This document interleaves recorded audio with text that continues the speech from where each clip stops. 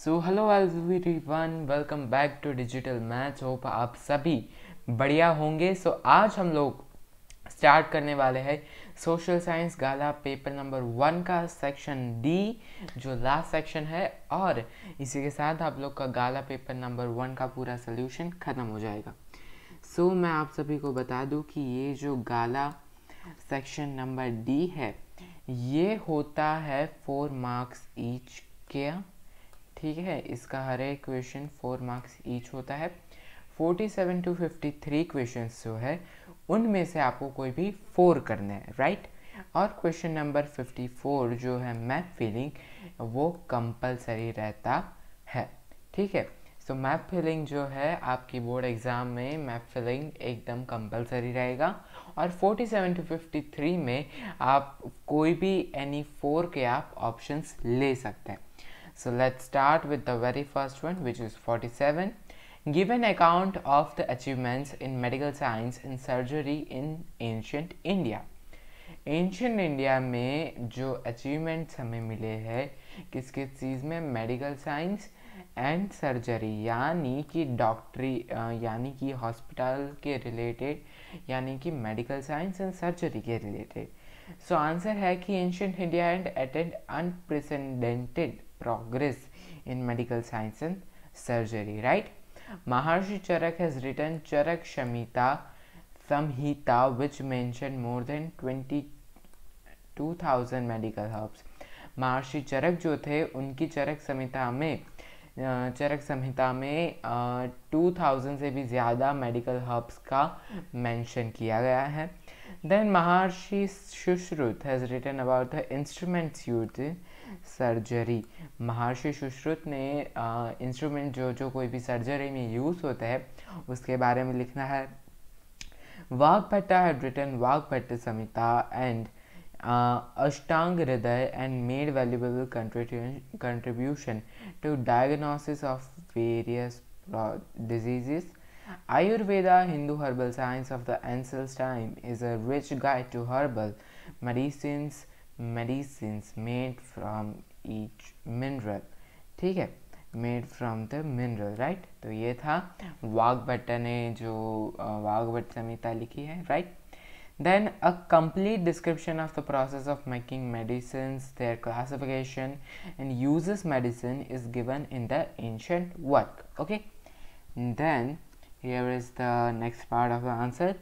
The surgeon had skill to operate a abdomen, kidney, cataract, hernia, stone, piles and bladder.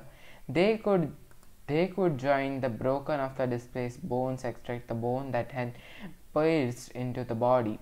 They performed gynecological surgeries. They could join the broken nose and ear. They were expert gynecologists and pediatricians. The Vaidya doctor could recognize the symptoms of illness, prescribe medicines and post-recovery dietary instructions. देखिए, ये answer हमें means this point,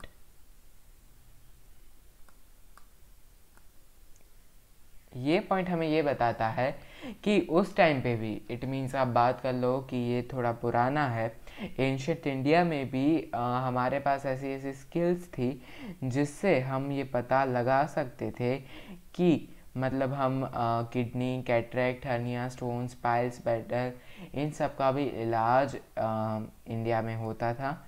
doctor को वैद्य कहा जाता था, ठीक है, वो सिम्टम्स रिकॉग्नाइज कर सकते थे। The veterans took keen interest in teaching the method of surgery to their students by performing surgery on dead bodies or statues. ठीक है, ये लाइन इंपॉर्टेंट है कि वेटरन्स जो होते थे, डॉक्टर्स जो होते थे, मीन्स ऐसा तो नहीं कि सब लोग के पास सेल्फ नॉलेज है, वो भी वहाँ पर भी स्कूल थी, वहाँ पर भी कॉलेजेस थी, कि कॉलेजेस तो नहीं कह सकते, कि वहाँ पर भी ऐसा कुछ था जिससे बच्चे सीख पाए। तो वो जो था, बच्चे किस तरह से सीखते थे, सर्जरी ऑन डेड बॉडीज़ के थ्रू। ब्रह्मभ्रव्य पंचाल हैड रिटन प्रजनन शस्त्र। चक्रापानी दत्ता हैड रिटन चिकित्संग संग्रह। महर्षि पतंजलि हैड रिटन योग शास्त्र। महर्षि प्रसर had written Vriksha Ayurveda Shalihotra had written Ashvashastra, a work on veterinary science. उस टाइम पे भी वेटरनरी साइंस था। इट मीन्स अश्वशास्त्र यानी knowledge of horse. Okay, alright. उस टाइम पे भी पेट डॉक्टर्स, एनिमल डॉक्टर्स हुआ करते थे। Okay, let's move further with the 48th one. 48th one जो है आपका वो है state the contribution of ancient India in astronomy. Astronomy में एंशिएंट इंडिया का क्या कंट्रीब्यूशन रहा है उसके बारे में जानते हैं। एस्ट्रोनॉमी साइंटिस्ट एंशिएंट इंडिया में भी थे और उस समय में भी इंडिया में, एंशिएंट इंडिया में इसकी स्टडी होती थी और बहुत ही अच्छे लेवल पे होती थी। ठीक है। A systematic study and research of astronomy was undertaken in the ancient universities in India. ये सारा जो था ये यूनिवर्सिटीज़ में इन सब का टीचिंग अंडरटेकन होता था, right. Many treatises were written on astronomy by ancient India scientists or astronomers. This astronomer studies the planets and their movements, constellations, and the other celestial objects and develop astronomical principle based on their calculations. उस time पे भी लोग जो है वो stars का means constellations, moving of stars, celestial bodies, इन सब का मीन्स स्टडी करते थे, एस्ट्रोनॉमर स्टडी करते थे। Mathematician Aryabhata describe the main principle of astronomy in his book Arya Siddhanta. He declared that the earth rotation is its own axis and the shadow of the earth on the moon was the reason for the lunar eclipse. उस time पे mathematician Aryabhatta ने ये declare किया था कि जो earth rotation करता है वो खुद की एक्सिस पे करता है, and that the shadow of the earth on moon was the reason for lunar eclipse. जब भी मून पास करता है मीन्स अर्थ का शेडो मून पर पड़ता है तभी मून नहीं दिखता और उसको लूनार एक्लिप्स कहा जाता है। Owing to his contribution to astronomy, India's first satellite name Aryabhata. India का जो फर्स्ट सैटेलाइट था उसका नाम आर्यभट्टा रखा गया था क्योंकि आर्यभट्टा जो थे उनका बहुत ही योगदान रहा है, उनका बड़ा ही कंट्रीब्यूशन रहा है इंडियन एस्ट्रोनॉमी में, right. So Brahmagupta propounded the laws of gravitation in his book Brahma Siddhanta. Varamihir was a great astronomer as well as astrologer. He wrote Pancha Siddhantika and provided basic information on astronomy and astrology, right? He stated the effects of the movements of planets on human beings and Brihad Samhita, right? So Varamihir भी बहुत ही अच्छे astronomer साथ साथ ही astrologer भी थे। Okay, सो उन्होंने जो लिखी है वो he wrote punch Siddhantika, right, और उसमें उन्होंने बेसिक इन्फॉर्मेशन दी है एस्ट्रोनॉमी एंड एस्ट्रोलॉजी के बारे में। Okay, let's move further with the 49th one. Okay, 49 जो है आपका, the given picture shows one of the major oil seeds of India. What is that crop? Explain in detail about it. यहाँ पर मैंने picture ये दिया है और आपकी गाला की टेक्स्ट बुक में ये लिखा है कि ये पिक्चर कौन से मेन ऑयल सीड्स का है जो इंडिया में फाउंड होते हैं, राइट। तो ये है ग्राउंड नट। क्या है ये? Groundnut. आप यहाँ पर देखेंगे तो आपको ग्राउंड नट जैसा दिखेगा। तो ये जो पिक्चर है वो है ग्राउंड नट की। It is the most important among all oil seeds, ठीक है। अब इसे हमें एक्सप्लेन करना है, तो एक्सप्लेन इस तरह से करेंगे। This crop require black, fertile, loamy and sandy lava soil which does not retain water. 20 degrees Celsius to 25 degrees Celsius temperature and 50 to 75 centimeter rainfall. It's a kharif crop but can be grown as a summer crop where irrigation facilities is available. It produces more in Gujarat, Andhra Pradesh, Tamil Nadu and Maharashtra. ये जो main producing states है India के वो है Gujarat, Andhra Pradesh, Tamil Nadu and Maharashtra. Gujarat rank first in India in the production of groundnut. Groundnut is produced in Junagadh, Gir Somnath, Amreli, Rajkot, Bhavnagar districts of Gujarat. Groundnut जो है गुजरात में भी स्पेशली जूनागढ़, गिर सोमनाथ, अमरेली, राजकोट, भावनगर डिस्ट्रिक्ट में ग्रो होता है। हम कह सकते हैं सौराष्ट्र रीजन ऑफ गुजरात में ये ग्रो होता है सौराष्ट्र में, राइट। सौराष्ट्र में ये ग्रो होता है। The edible oil made from groundnuts is used more in Gujarat. Gujarat में ये जो सिंग तेल हम बोलते हैं, सिंग तेल, इट मीन्स ग्राउंडनट ऑयल, वो बहुत ही ज़्यादा मात्रा में ज़्यादा लोग यूज़ करते हैं, right. Let's move further. Describe the wheat crop of India. So wheat is the very next important crop after the paddy. पूरे इंडिया में सबसे ज़्यादा चीज़ जो खाई जाती है वो पैडी है, और पैडी के बाद जो आता है वो है व्हीट है। सो व्हीट क्रॉप ऑफ इंडिया के बारे में हम जानेंगे, उसका एक्सप्लेनेशन देखेंगे कि wheat production is a very important in the world. Wheat is cultivated of the agricultural land of India, right?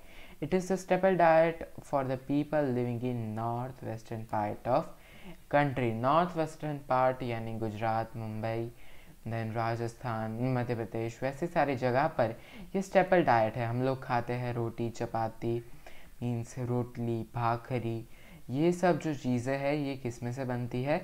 Wheat में से बनती है, right. Wheat is a rabi crop of a temperate zone. Fertile loamy or black soil, temperature between 10 degree to 15 degree at the time of sowing, at a temperature of 20 degree to 25 degree while harvesting, and about 75 centimeter rainfall are favorable condition for its growth. Wheat is not grown in the regions having more than 100 centimeter of rainfall. जो wheat है वो 75 centimetre rainfall तक के area में, वहाँ तक की favourable conditions में ही ग्रो हो सकता है। जहाँ पर 100 centimetre of rainfall rain means वहाँ होता है, वहाँ पर वीट ग्रो नहीं कर सकता। पैडी जो है वो ऐसा क्रॉप है जिसको पानी की सख्त ज़रूरत है, वो 100 सेंटीमीटर रेनफॉल में ग्रो कर सकता है, बट वीट नहीं। Such temperature exists in north and central parts of India during winter, but rainfall is not enough there. So wheat has to be provided with water through irrigation. Wheat कैसा crop है? Rabi crop है, right. So rabi crop it means a crop during winter, right. So अब rainfall के time पे तो means मान लो पानी आ भी जाता है, बट उतना इनफ नहीं है, क्योंकि वो पकता कब है? पकता समर, फेब मार्च में, अभी के टाइम पे वो पकेंगे गेहूँ और नए गेहूँ आएंगे, ठीक है। सो मीन्स इरिगेशन फैसिलिटीज़ होती है, वहाँ पर ही वीट का ज़्यादा कल्टीवेशन हो सकता है। Then there are some points कि wheat production has almost double in the country due to green revolution. Green revolution के बाद wheat जो है वो इंडिया में, हमारी कंट्री में ऑलमोस्ट डबल प्रोडक्शन स्टार्ट हो गया है। Wheat cultivation benefits by dew, but frost is harmful to wheat cultivation. Is carried out to mostly in western Uttar Pradesh, Punjab and Haryana. These states contribute about the total national production of wheat. सिर्फ उत्तर प्रदेश, पंजाब और हरियाणा भी total contribution करते हैं national production of wheat के लिए। As there are more facilities for irrigation in these states, the per hectare production of wheat in these states are more due to enormous wheat production. Punjab is known as the wheat granary और wheat bowl of India. Punjab में पंजाब वाला जो area है, मैं आपको बता दूं कि पंजाब जो है, पंजाब में सबसे ज़्यादा वीट ग्रो करते हैं, और इसीलिए उसे वीट ग्रेनरी और वीट बाउल ऑफ इंडिया भी कहा जाता है, राइट। बिसाइड्स वीट्स कहाँ ग्रो होते हैं? सो वो है West Bengal, Madhya Pradesh, Rajasthan, Maharashtra, Gujarat states of India. The Bhal region of Gujarat resource Bhalia wheat. Wheat में भी बहुत सारी टाइप्स होती है, वैसे ही एक गुजरात में भालिया वीट प्रोड्यूस होते हैं भात रीजन में। Beside Mehsana, Rajkot, Kheda and Junagadh district also produce wheat in Gujarat. From nutrition point of view, wheat is the best among all cereals. Besides carbohydrates, protein and fat, it contains elements like iron and phosphorus, right? Many items like roti, मैंने बोला रोटली, bhakri, bread, biscuits etc. are made from wheat, so it is called as king of grains. wheat जो है वो grains का king भी कहा जाता है। India hold second place in wheat production in the world after China. China के बाद इंडिया जो है वो सेकेंड रैंक पर है वीट प्रोडक्शन में, right. Okay, 51st, what is poverty? What are the characteristics of the people living below poverty line? Poverty क्या होता है? सो सबसे पहले यहाँ पर पॉवर्टी का डेफिनेशन दिया है, वो पढ़ते हैं, वो समझते हैं। Poverty is a qualitative term that denotes lowest सब human level of life. It is a situation wherein a large number of people are unable to satisfy even their basic requirements of food, clothing, shelter, education and wealth. मैंने बताया था last section C के equation में कि poverty ये चीज़ होती है जहाँ पर एक फैमिली अपनी डेली बेसिक रिक्वायरमेंट को भी सेटिस्फाई नहीं कर सकता, जैसे कि वो अपना डेली फूड, अपनी daily clothing, shelter, education, health, ये सारी चीज़ जो है वो बेसिक रिक्वायरमेंट नेसेसिटीज़ है। नए नए कपड़े पहनना, नई नई वॉचेस लेना, नई नई कार लेना, वो सब कोई बेसिक रिक्वायरमेंट्स नहीं है। सो पॉवर्टी हम इसे कहते हैं। ओके, ये जो है ये पॉवर्टी की डेफिनेशन है। अब सेकंड पूछा है हमें कैरेक्टरिस्टिक्स, तो हम कैरेक्टरिस्टिक्स बताएंगे इसकी।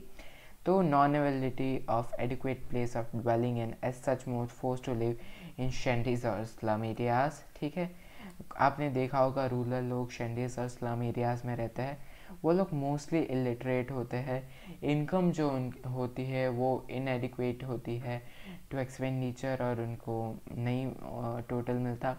Life span below the national average, high death, starvation rate due to the malnutrition and lack of nutritious food account for high infant mortality rate, child labor forced upon the family। ठीक है, सो ये सारे characteristics है कि जो people poverty line के below रहते हैं, ये उनकी कैरेक्टरिस्टिक्स है, ये चीज़ें हैं, तो वो पॉवर्टी लाइन के बिलो रहते हैं।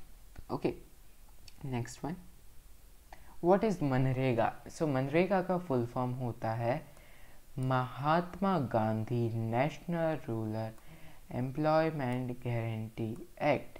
It means Mahatma Gandhi National Rural Employment Guarantee Act, MNREGA. This is a wage based employment program. ये जो है ये वेज बेस्ड एक एम्प्लॉयमेंट प्रोग्राम है गवर्नमेंट की तरफ से। 1 person from every family is guaranteed wage employment for minimum 100 days in financial year.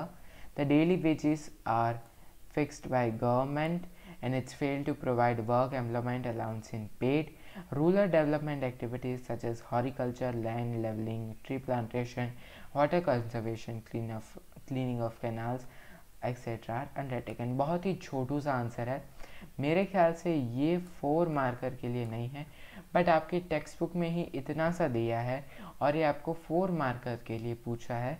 सो मेरे ख्याल से ये जो है ये 4 मार्कर के लिए बहुत ही छोटा है, इसका हार्डली ये 2 मार्कर के लिए होगा, इसका डबल करके पूछा है, आई डोंट नो। आप ये भी लिख सकते हैं क्योंकि इससे ज़्यादा बड़ा आंसर टेक्स्ट बुक में है ही नहीं। ओके, सो मनरेगा बेसिकली गवर्नमेंट की स्कीम है कि फैमिलीज़ में से मिनिमम 1 पर्सन को 100 डेज़ का फाइनेंशियल ईयर एम्प्लॉयमेंट दे। Okay, let's move further. Write about efforts of the government to curb pollution. देखिए गवर्नमेंट के कौन कौन से ऐसे पॉइंट्स हैं, गवर्नमेंट के ऐसे कौन कौन से एफर्ट्स है जिससे गवर्नमेंट ने इंडिया में कर्ब पोल्यूशन को कर्ब करने में हेल्प की है। सो फर्स्ट पॉइंट आता है Central Anti Corruption Bureau was establish in 1964। ये एक INP है, ठीक है। It undertakes investigation against a government official who are found guilty corruption charges. It has offices in all principal cities में है सारी। So in its Gujarat office in Shahibag Ahmedabad, आप अहमदाबाद में रहते हैं, सो शाहीबाग एरिया में इस चीज़ की कर्ब पोल्यूशन की इन्वेस्टिगेशन ब्यूरो है। So anti corruption act was enacted by union parliament in 1988 with the objective of providing transparent public life and prevent misuse of power and authority by government officials। ये पूरे answer में मैं आपको बता दूँ तो इस पूरे आंसर में ऐसा दिया गया है कि गवर्नमेंट ने क्या क्या एफर्ट लगा है, ये जो गवर्नमेंट ऑफिसर्स है, ब्लैक मनी एक्ट है, करप्शंस होते हैं, उन सबको कम करने के लिए, उन सबको कर्व करने के लिए, उन सबको घटाने के लिए ऐसे क्या क्या है। ठीक है, तो मैं सबके मेन्स पढ़ देता हूँ। Right to information about citizen character with steps taken in 2005, right to corruption के लिए right to information and citizens का charter were steps taken in 2005। Black money act जो है वो भी 2005 में निकला, जो क्रिमिनल ऑफेंस करप्शन के लिए था। Central vigilance commission and Gujarat vigilance commission undertake department inquiry of corruption and misuse of power by the government officials. The other legal provisions, ये आप याद रखिएगा। अदर लीगल प्रोविजंस है foreign exchange management act, the money laundering act, the section 132 custom act, and fourth one appointment of the lokpal and lokyukta. Okay, right, let's move further.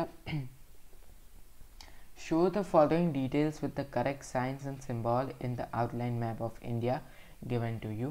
So ये जो map है ये आपका होता है compulsory, और ये आपका है मोस्ट IMP। मैप का मीन्स आप 4 मार्क का मैप 4 मार्क का मैप होता है, अच्छे से ध्यान दीजिएगा। ये 1 मार्क, ये 1 मार्क, ये 1 मार्क और ये 1 मार्क।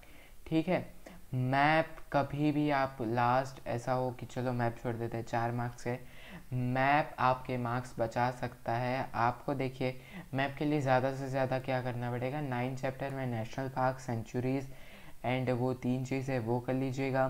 10 चैप्टर में सारे रीजन में क्या प्रोड्यूस होता है वो कर लीजिएगा। 13 चैप्टर में मैप है और 14 चैप्टर में। इन शॉर्ट 9, 10, 11, 12 सॉरी 9, 10, 13, 14 चैप्टर्स बहुत ही IMP है मैप के लिए। ओके, सो हम इस मैप का आंसर देखते हैं। सो मैप का आंसर कुछ ये है। हमेशा आप मैप लिखते हैं तो आपको ये कॉलम बनानी ही पड़ेगी, क्योंकि आप ऐसे ही कुछ मार्क कर दोगे तो वो अच्छा नहीं लगेगा, और वो मीन्स ये मोस्ट IMP है।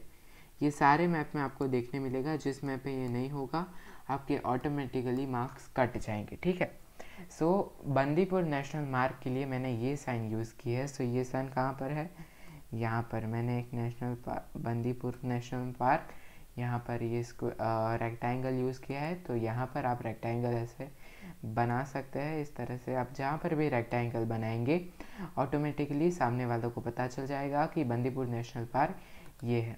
Then triangle is region producing tobacco. So यहाँ पर मैंने ट्राइंगल बनाया है। सो गुजरात भी है जहाँ पर टोबैको प्रोडक्शन होता है, रीजन है। देन है centre of jute industry. So West Bengal जहाँ पर मैंने सर्कल किया है, सामने वाला समझ जाएगा कि वो सेंटर ऑफ जूट इंडस्ट्री है। और लॉन्गेस्ट नेशनल हाईवे वो श्रीनगर से कन्याकुमारी तक है। और इसमें आपको पूछा है कि विथ 1 स्टॉपेज जंक्शन, तो इसमें बहुत सारे जंक्शंस आते हैं। आपको जो भी जंक्शन लिखना है, बहुत सारे आते हैं, अब इसमें से जो जंक्शन लिखना चाहे लिख सकते हैं। तो ठीक है, ये था हमारा section D। Thank you so much for watching. Like this video, share it and subscribe to our YouTube channel which is digital maths. हम लोग ने जो है कि इस बार का ये कंप्लीट कर दिया है कि लास्ट वाला पेपर नंबर 1 गाला का SS का पेपर हम लोग ने कंप्लीट कर दिया है। और हमारी यूट्यूब चैनल पे मैथ्स और साइंस के भी गाला के सॉल्यूशन आ रहे हैं। फटाफट जाइए, उन सारे वीडियोस को देखिए और अपने गाला का प्रिपरेशन अच्छे से कीजिए। Thank you so much for watching this video. Thank you so much for giving your time. Thank you so much.